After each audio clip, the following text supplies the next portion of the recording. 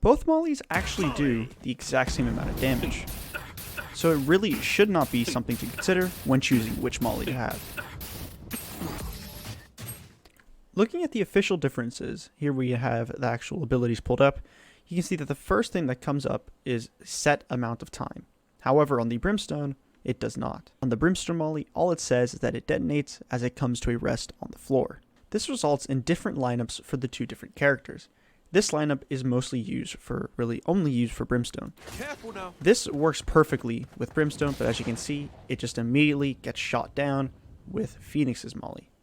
With this same lineup, the molly flies through the air, not hitting anything, and thus only stopping when it actually hits the ground.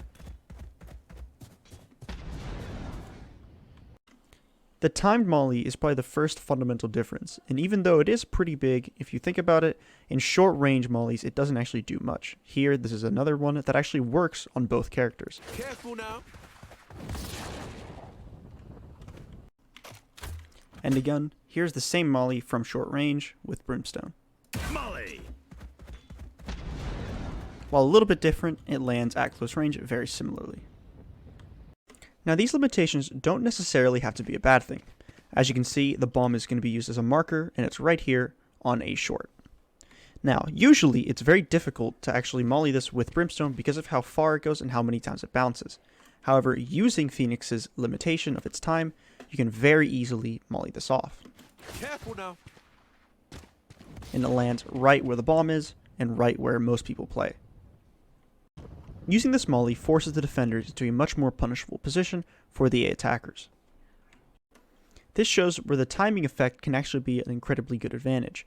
Instead of just exploding, it is shot down immediately. However, Phoenix's molly only lasts 5 seconds. This is more to do with his character style. It is a much faster paced when compared to Brimstone's. Brimstone, on the other hand, has a molly of 7.5 seconds. This allows him to plan out his attacks much easier, that 2.5 seconds being a lot longer than you actually think. Smoke's down. As you can see, I was able to push the site with the molly still being in play and me allowing to put even more smokes. Brimstone's molly complements his character. He is meant to stay back and make plans without ever even revealing himself. This allows him and his team to push up onto sites much easier. While Phoenix is usually the first onto site, meant to make openings for your team. Another aspect of Phoenix's molly that is very different from Brimstone's molly is the amount of times it will bounce. Most of the time it will only bounce once. However, in very certain situations, it will bounce twice, and sometimes not at all. Contrary to popular belief, Brimstone's molly actually bounces 3 times, the last one being very small. Here you can see that it looks like it only bounced twice. However, if I shoot it straight up, as it comes down and builds momentum, you'll very clearly see 3 jumps. 1, 2, and the third being very small.